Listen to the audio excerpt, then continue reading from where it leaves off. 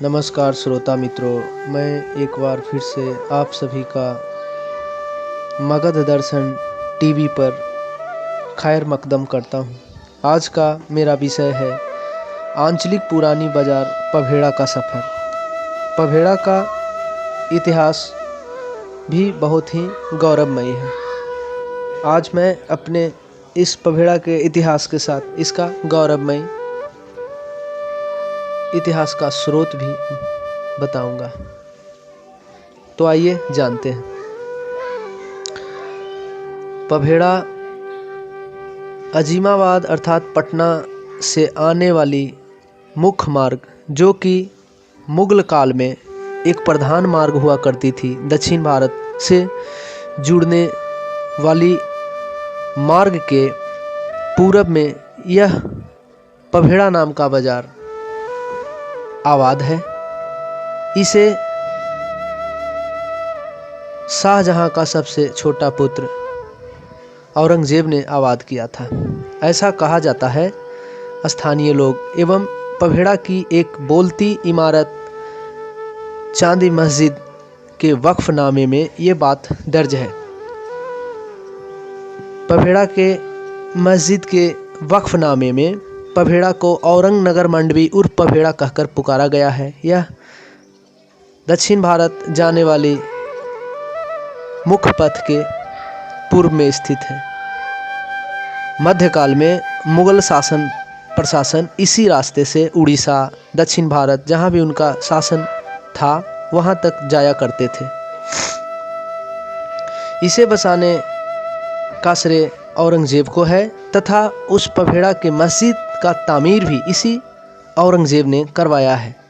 ऐसा यह भी कहा जाता है कि जब मुगलों का दौर था तो उसने इस बाजार पर अपनी छत्र छाया कृपा दृष्टि बनाए रखा, परंतु अंग्रेज़ों के अधीन आते ही 1857 ईस्वी के बाद यहाँ ब्रिटिश प्रशासन ने इस क्षेत्र को नियंत्रण के लिए इसी पभेड़ा बाजार में ब्रिटिश पुलिस का अस्थाई चौकी भी बना रखा था, जो कि तकरीबन मुसलसल 70 सालों तक लगातार रहा था। पभेड़ा बाजार को 1947 के दंगों का पीड़ा भी झेलना पड़ा। पभेड़ा बाजार से मुस्लिम जनसंख्या का उस दंगे के बाद बहुतायत मात्रा में पलायन हुआ। ऐसा कहा जाता है कि दंगा के पहले 60 से 70 घर मुसलमान मस्जिद के इस और इस तरफ, पूर्व और पश्चिम दोनों तरफ थे, परंतु दंगा के बाद या तो उस दंगे की बलि चढ़े या पाकिस्तान तथा बड़े बड़े शहरों में जाकर बस चुके। 1947 के दंगे से पहले कुछ मुस्लिम हस्तियां रमजू मियाँ, दफादार जमाल मियाँ आज भी पभेड़ा आंचलिक बाजार के नाम में याद बनकर दौड़ते हैं। जब भी पभेड़ा का जिक्र होता है तो ऐसे इन महान मुस्लिम योद्धाओं का जिक्र किया जाता है, क्योंकि ये उस जमाने के एक नामचीन हस्ती थे। पभेड़ा आंचलिक बाजार के रूप में प्रसिद्ध है। यहाँ रसगुल्ला, छेना, पटमौरी, सब्जी, कपड़ा तथा दूसरे ज़रूरत के सामान उपलब्ध है। पभेड़ा का इन सब के बावजूद एक फेमस लजीज भी है जो बहुत प्रसिद्धि इस क्षेत्र में पाए हुए है। उसका नाम अनरसा है। पभेड़ा का अनरसा बहुत ही प्रसिद्ध है, जैसे सिलाव का खाजा, मनेर का लड्डू और धनरुआ खोबी की लाई। आप भी उसका लुत्फ़ ले सकते हैं। पभेड़ा की चौहद्दी पूरब में बेरथू, जो कि नालंदा ज़िले में पड़ता है, क्योंकि पभेड़ा से चंद कदमों के बाद ही नालंदा जिला का शुरुआत होता है। दक्षिण में लच्छू बिघा, रेड़ बिघा तथा उत्तर में सिरिया और चकसिरिया है। वहीं पश्चिम में जहानपुर और पभेड़ी इसके हमसाया गांव हैं। यहाँ 1952 से ही एक हाई स्कूल है जो कि शिक्षा के लिए जानी जाती है। यहाँ आज भी मिडिल स्कूल एवं हाई स्कूल स्थित है। हाई स्कूल का श्रेय श्री राम हरि महतो नाम के एक शख्स को जाता है।